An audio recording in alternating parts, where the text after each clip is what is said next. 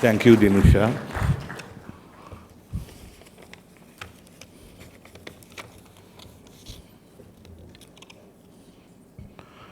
Honorable Margot Wallström, Swedish Minister of Foreign Affairs, Mrs. Lakshman Kadirgamar, Ambassador for Sweden for Sri Lanka, Deputy Minister Harsha De Silva and Members of Parliament, Secretary of Defense and other senior officials, Your Excellencies, the ambassadors, distinguished invitees, ladies and gentlemen. I'm delighted that the Lakshman Kadirgamar Institute is able to host a very special person, the Swedish Foreign Minister Margot Wallström, for what promises to be a very engaging talk. And it is my privilege as the Institute's chairman to introduce her today. In fact, as most of you know, Minister Wallström is an accomplished and experienced leader, having served as Sweden's Minister of Civil Affairs, Culture and Social Affairs since becoming a member of Parliament, I believe in 1979. And she has also worked extensively in the European Union and other multilateral bodies, holding a number of senior positions in the European Commission and as a special representative of the UN Secretary General on sexual violence in conflict. We in Sri Lanka are also very fortunate to have benefited from Minister Wallström's tremendous energy and commitment. During the nearly 2 years she spent in Sri Lanka during the late 1990s, she helped establish public education communications projects including YaTV, Young Asia Television, media education and other broadcasting linkages. In fact, I believe I first met Minister Wallström as the Minister of Media and Telecommunications at the time, when I was invited to open a media training center in Battaramulla in the year 2001. I remember that day very clearly, for it was a milestone in the journey towards a carbon-free Sri Lanka. In fact, the media training facility was the first private building that fed power to the national grid from solar cells. And it is this visionary leadership that we have come to admire and expect from Minister Wallström. This is evident from her principled advocacy of marginalized and oppressed groups, particularly women. She has consistently championed equality between genders and now made it a cornerstone of Swedish foreign policy. Gender issues may not be the cornerstone of Sri Lanka's foreign policy today, but I'm proud to say that Sri Lanka's foreign ministry has, I would say, become a bastion of women power. And I find that in many of the high-powered meetings at the ministry, I am a minority. In fact, the policy of our government is also to achieve gender parity in all areas of governance. And as a first step, as you know, we recently brought legislation to ensure a 25% reservation for women at local government elections. And this is merely, I believe, the first step in the right direction. Minister Wallström, at a time when we in Sri Lanka have embarked on a journey to build a truly equal and just society based on the rights of individuals and the principles of tolerance and mutual respect, we now keenly look forward to hearing your ideas and experiences, and I now would like to invite you to come to the stage and deliver your lecture. Thank you. Thank you very much.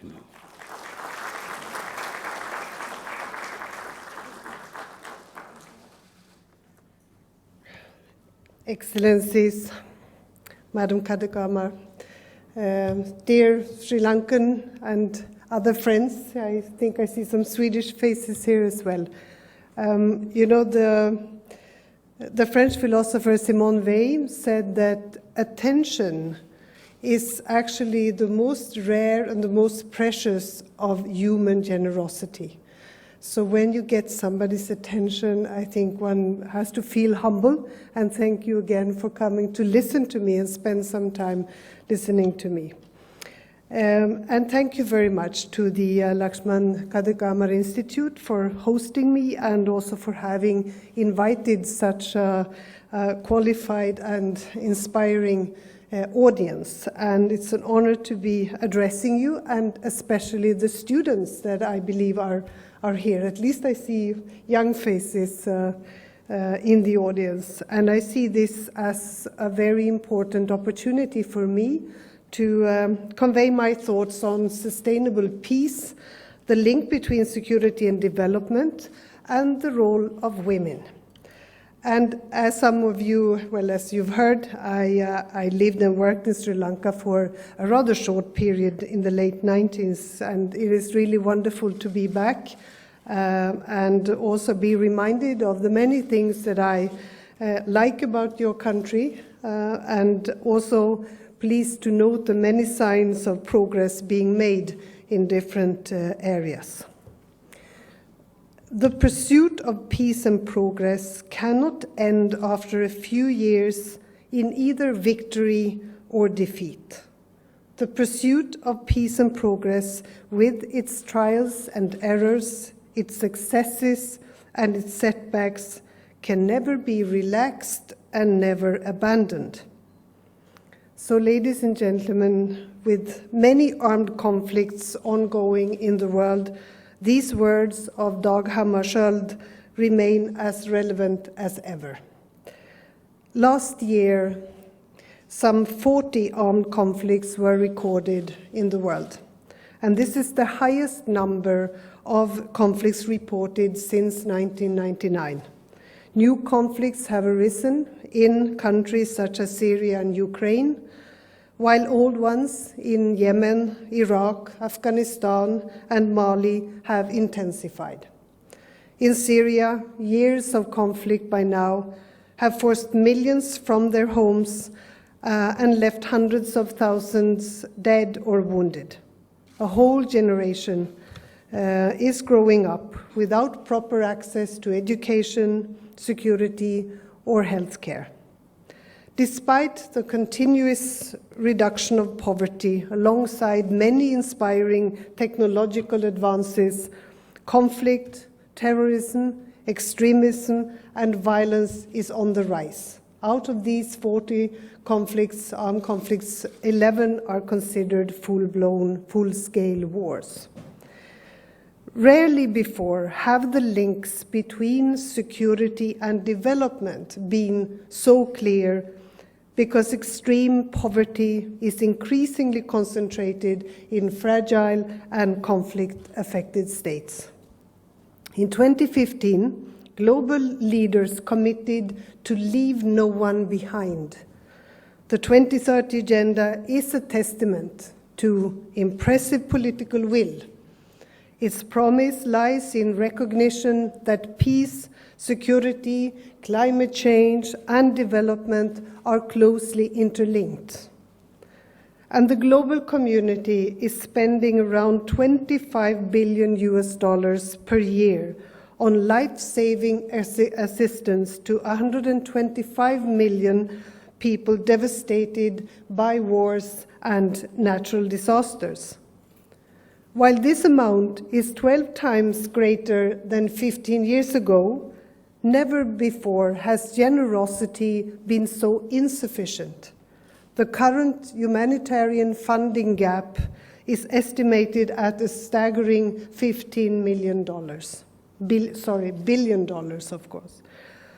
These 125 million people in need of humanitarian assistance, equivalent to the 11th most populous nation in the world, are those who stand the greatest risks of being left behind. This group is increasingly concentrated in fragile states where governance is weak, where many women die giving birth, where too few children are lucky enough to live beyond their 5th birthday, and where those who do, especially girls, do not attend school. This cannot continue. We desperately need to think innovatively and boldly on how to address the root causes fueling conflict and find means to support sustainable peace. And I would like to point to 3 main tasks. Firstly, we need to improve the means by which we prevent conflicts from materializing in the first place. Building social resilience must be at the core of all our efforts. Secondly, we have to end conflicts in a more effective way and ensure that peace is sustainable and inclusive. And thirdly, states as well as international and regional organizations must increase their efforts in support of peaceful societies. Security is built together with others, and this is an area where I still see plenty of room for improvement, and I don't have to preach that to all of you who have experienced also a long history of armed conflict and so many violent deaths, unfortunately. International assistance has to be increasingly directed towards conflict and post-conflict situations and the least developed countries. Prevention and peace building have so far been systematically underfinanced. So we pay at the very end of this cycle, while we should instead invest in preventing conflicts and building sustainable peace.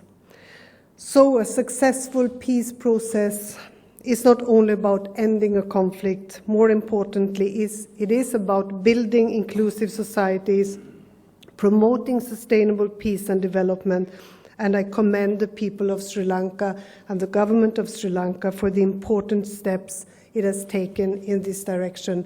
And the eyes of the world are on you, because what happens here will also hopefully inspire other countries. So, ladies and gentlemen, a key component for a successful peace process is a focus on gender equality and civil society. Research shows that gender-sensitive approaches enhances the effectiveness of peace and state building. Societies where women are economically and politically emancipated are less violent. Women and girls experience different security threats in conflicts than men. It is in the context of fragile states that the human rights for women and girls are most grossly neglected. And it is in the context of conflicts that maternal deaths increase. It is in the context of a state rebuilding process and rebuilding in peace that sexual abuse and trauma have to be addressed in a systematic way. Recent research and lessons from peace processes in both Colombia and the Philippines demonstrate that women's effective participation substantially increases the likelihood of peace agreements being reached and sustained. Yet even today, in 2016, we are all too familiar with women being dramatically underrepresented as in peace and mediation processes. I'm pleased that women play a more prominent role than before, but quite clearly, reality still offers considerable scope for improvement. Women must actively participate in all decision-making processes at all levels and be active in defining priorities and resource allocation in times of peace and in times of war. nothing about them without them. That's the motto. Wherever I have traveled in the world, from Ukraine to the DRC, to Colombia, I've met very brave women who strive to de-escalate violence and promote initiatives for peace, often in very dangerous environments where the personal risks are extreme. And also here in Sri Lanka, I've had the pleasure of meeting with several inspiring women who are working tirelessly to promote development and gender equality. And the work of these women is commendable and deserves our full support. The agenda on women, peace and security is a top priority for the Swedish government.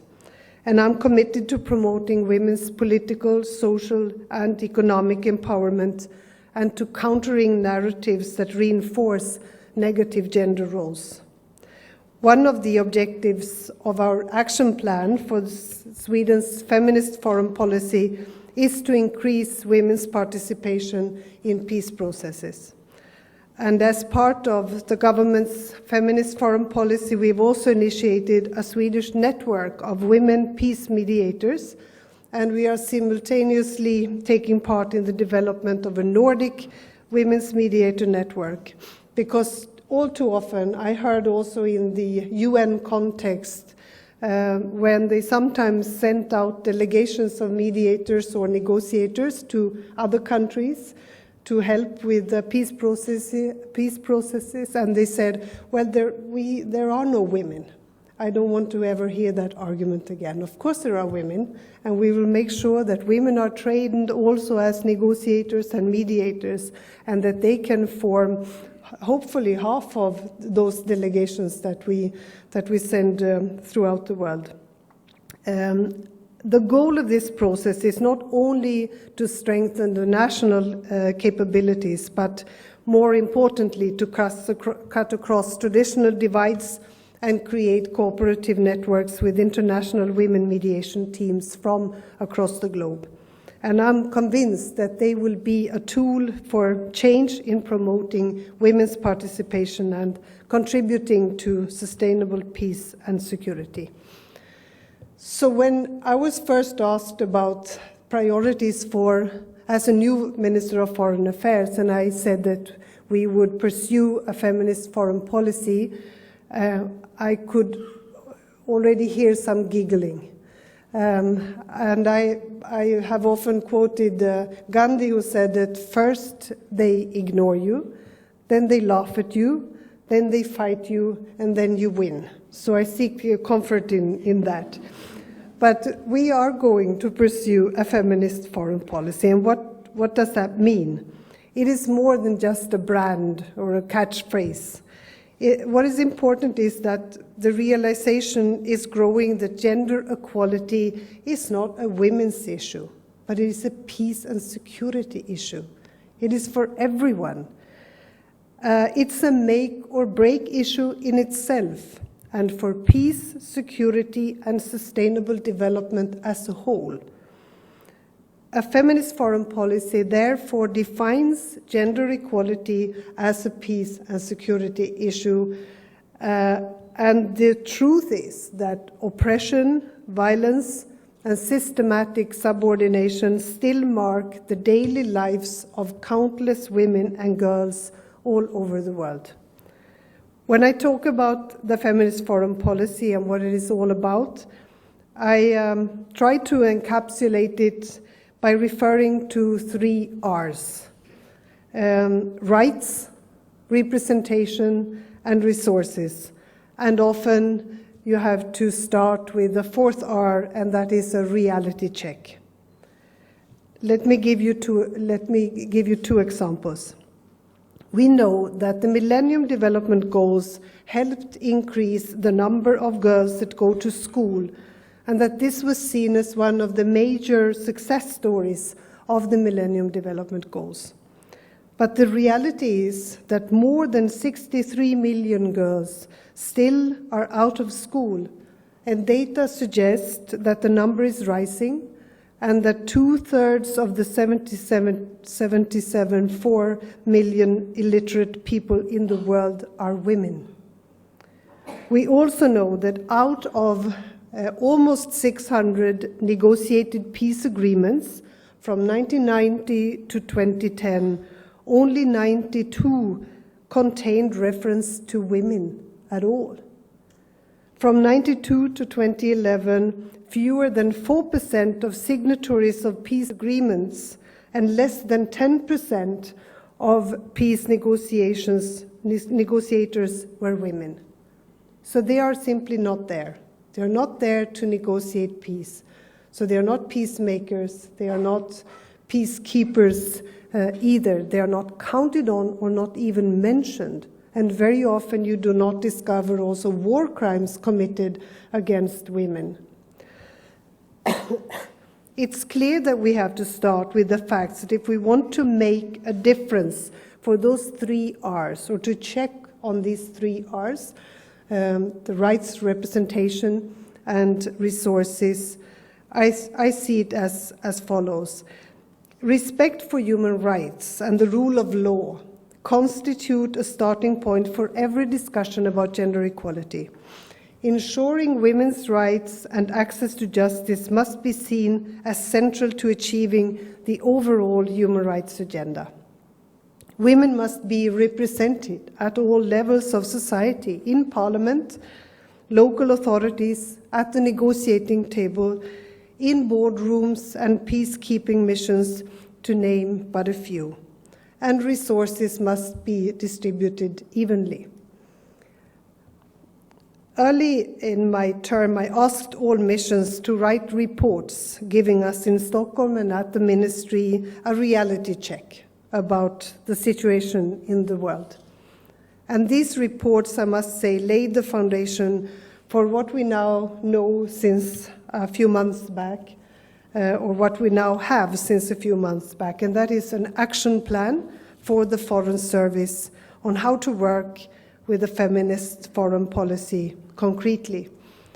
And very often, if you put those gender lenses on, you will notice that women are consistently discriminated against in many, many countries. They do not have the right to own land. They cannot inherit in the same way as men. They are denied going to school or having access to education in the countries. Everywhere there is a problem of violence against women. I'm sorry for having to give all of these sad examples to you, but this is the reality in many parts of the world. They get married when they are only children themselves.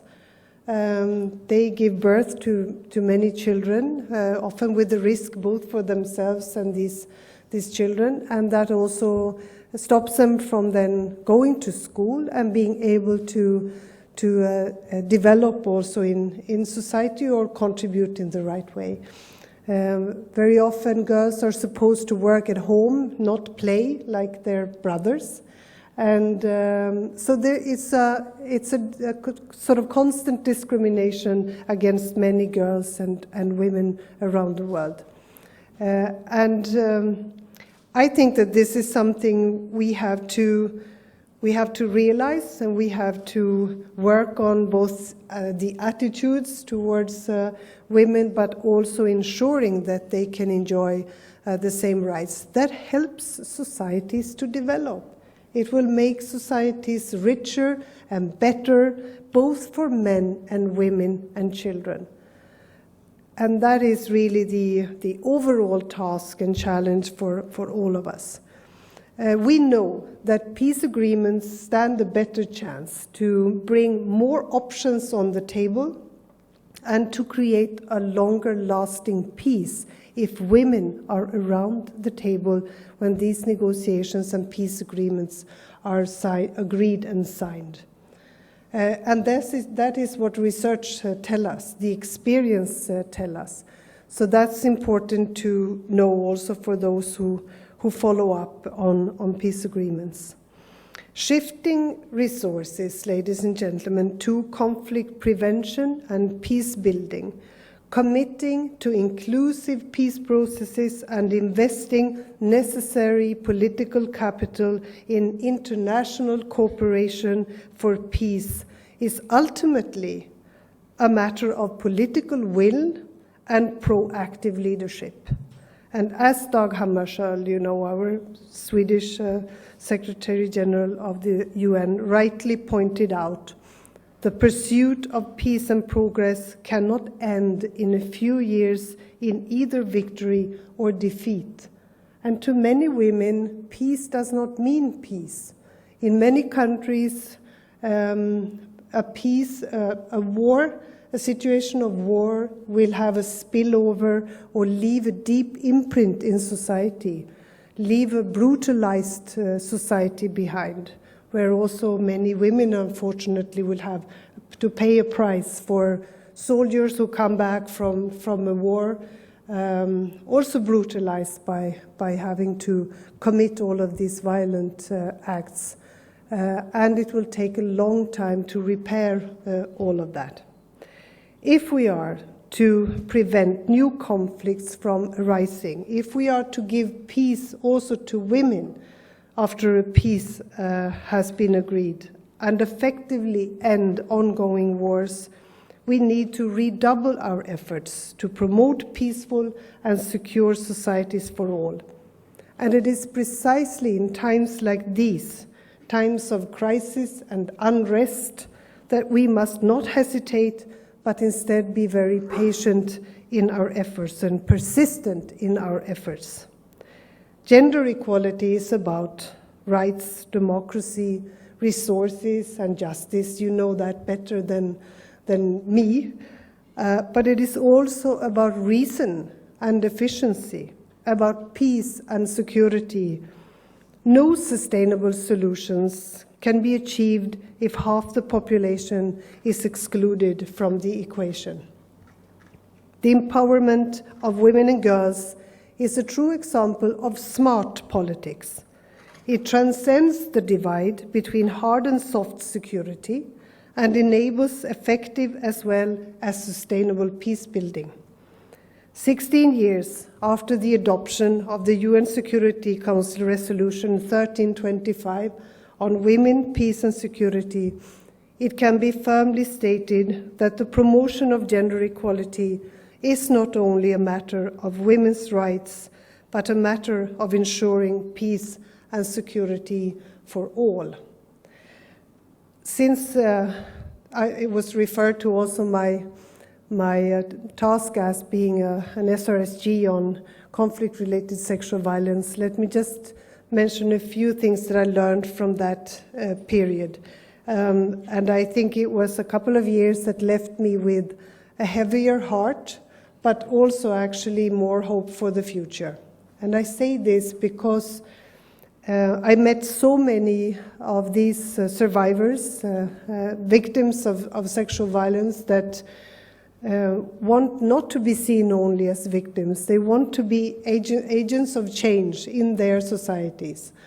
And I also learned that there are 3 misconceptions about sexual violence in conflict. The first is that it is inevitable, because it has been part of every war and conflict since the beginning of time. It is even mentioned in the Bible, if you read carefully.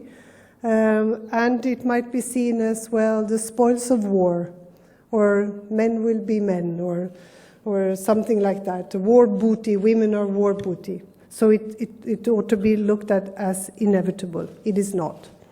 Secondly, that it is unspeakable, because people think it is kind of shameful, because it would have with sexuality to do.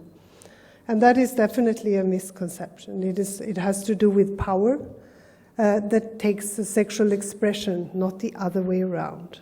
Power and violence that takes such an expression. And many men, of course, would not do that, would refuse to do such an act, and then they might shoot the woman instead or do something else horrible to her. And the third is that this is a lesser crime. Say, well, you know, in a war people get killed or tortured, so what is a rape? What is sexual violence? Well, the thing is, it affects not only an individual, it affects a family, it affects a whole village, it affects for a long time, and I think it affects a whole country. What happens to a country when this is done to hundreds and thousands of women? How do you repair that? How do you create a safe and secure environment again if women sometimes are raped in front of their families and then a family member has to kill them, or a young boy has to kill a family member to show that he now has another family? So it affects a society, and I think it's an impediment to peace and security that goes very, very deep. And that's why it is important to realize that this is also a war crime. It's a very serious war crime. It must be also pursued. And we have to end impunity for these kind of war crimes. But also the hope and the expectations of all of these survivors who say, I want to have a voice, I want to be able to tell the world what I've been through, but also be counted on, be somebody that can play a role in building a new society. I think you are a country, of course, in a very particular situation right now, building a new reality for people that after also decades of war and violence, you are building a peaceful country and a sustainable peace. And it has to involve, my message is that of course it has to involve women. And I think your ministry is a strong ministry that has many women also to help and guide and assist you in your both difficult and challenging decisions that you have to make. And I have met so many of you Sri Lankan women who are exactly that, strong and hopeful for the future. And you also deserve a voice and a role in this process. And I wish you all the best, and I thank you for listening to me, and I'm also willing to answer to any questions you might have. Thank you very much.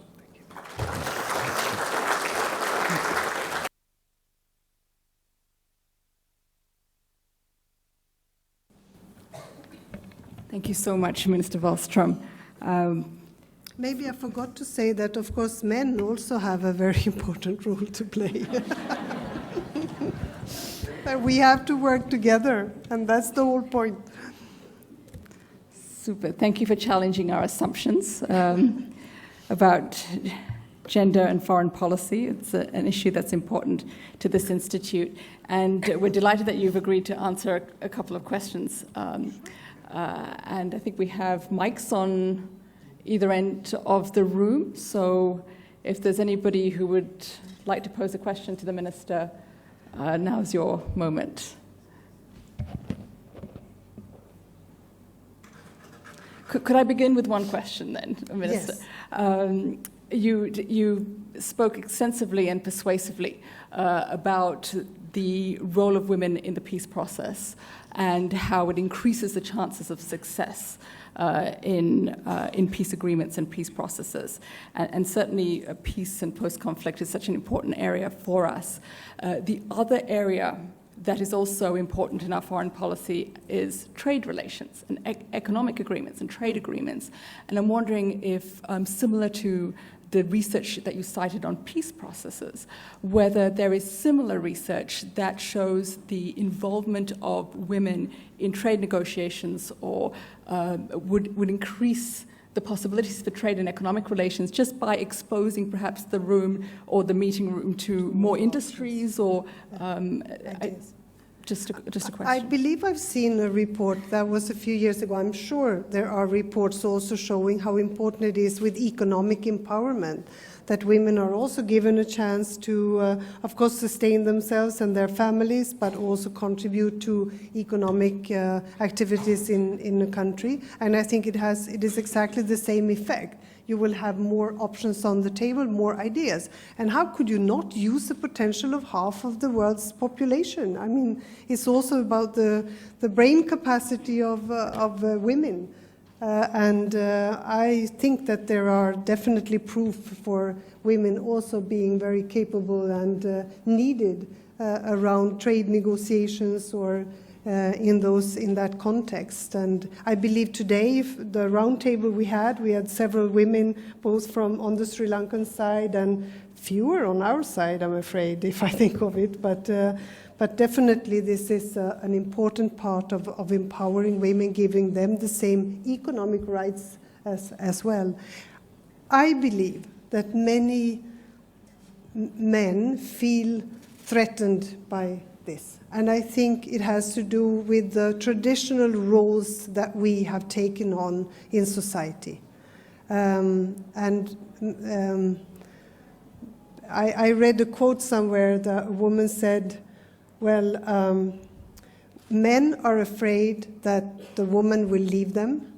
Women are afraid that the man will kill them. And that is in describing violence against women. But I think that there is maybe on both sides, a fear that this will change the traditional gender roles that we have taken on. And what does that mean in a family or in a relationship? And that is something that we need to talk about.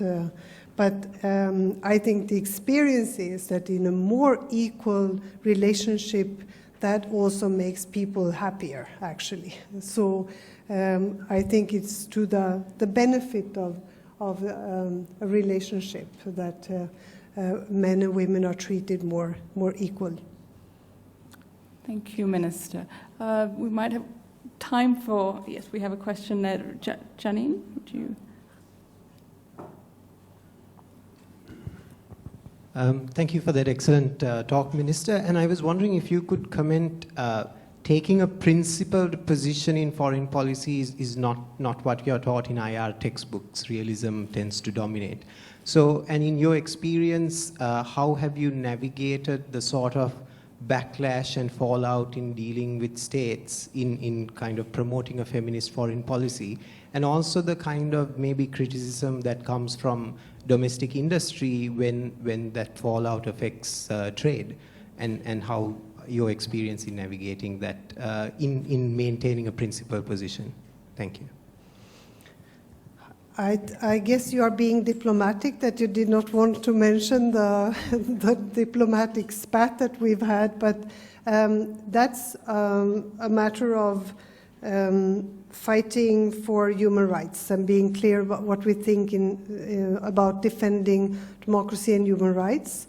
It had more to do with the fact that we have recognized Palestine and the effects of that than actually the words chosen, because they were not different from similar statements from around the world about, in this case, Saudi Arabia. I think one has to continue to be clear, and also be clear about having to have a respectful dialogue also with countries where we agree to disagree on certain things. But they know very well our stand on democracy and human rights, and that we will continue to fight for that.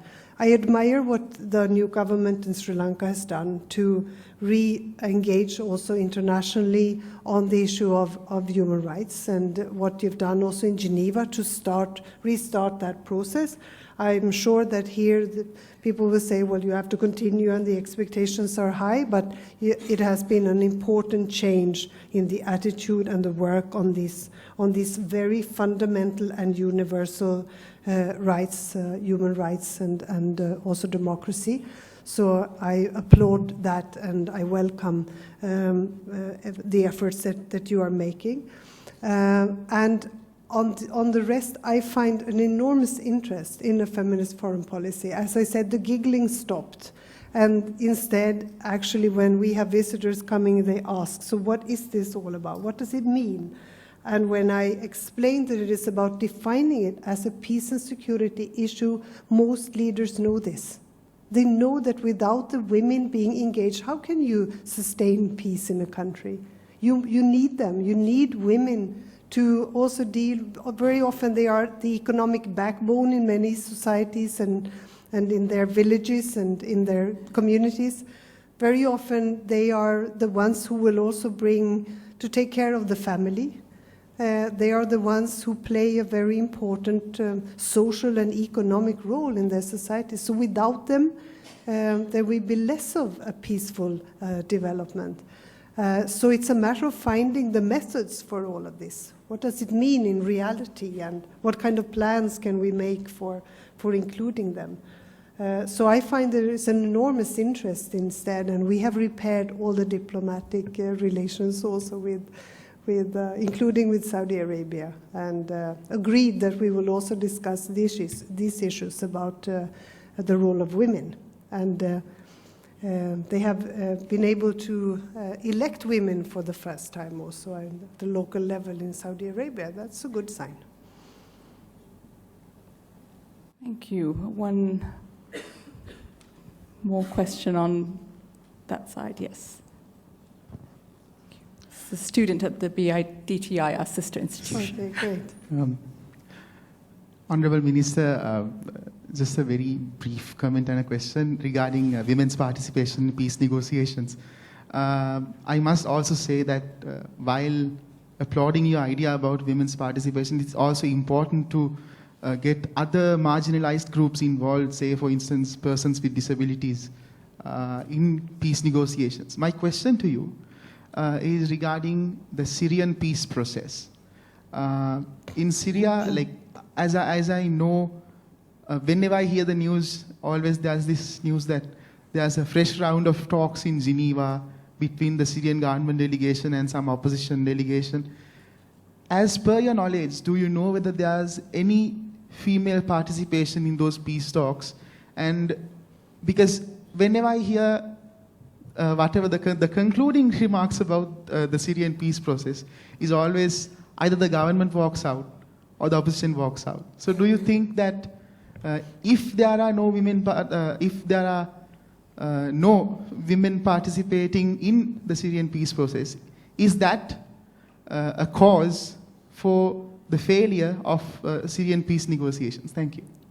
Thank you for that question. And when I answer, you will hear that they will think I have bribed you to ask that question, because actually Sweden has been financing and training the women negotiators, peace negotiators, and we have paid for them to actually travel to Geneva, and they've set up an advisory group to the UN Special Envoy, Staffan de Mistura.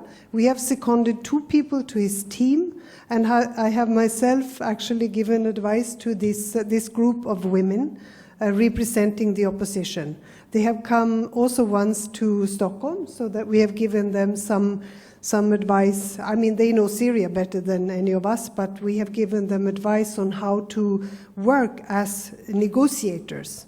And that has been quite an experience and has been widely recognized that they are now part of the process. And they have been very effective also in providing their views. But I think that this whole peace process is now taken hostage by other actors, the big players like both, of course, Russia and the US and the superpowers being involved in Syria, and they have their own national agendas and national interests, and that is not always helpful to the Syrian peace process. The aim must be that the Syrian people themselves can both take a vote on who they want to rule the country and also be involved in the whole peace negotiations. So I'm very proud over what we've done, and it's an example of how we try to translate these ideas into some practical action. And I think that they will not be stopped, these women. They will continue to insist on having a voice in the peace negotiations. And we've also seconded, as I said, 2 people to his team, Staffan de Mistura, one of them a woman. I think you're right also in saying that, of course, a peace process has to be inclusive also for other groups, people with disabilities of different kinds, so those who feel that they have no voice, they have no proper influence. It is so important to listen to them and create a procedure and a process that is all inclusive. Not easy, but it has to be done. Thank you very much, Minister. Thank you very much.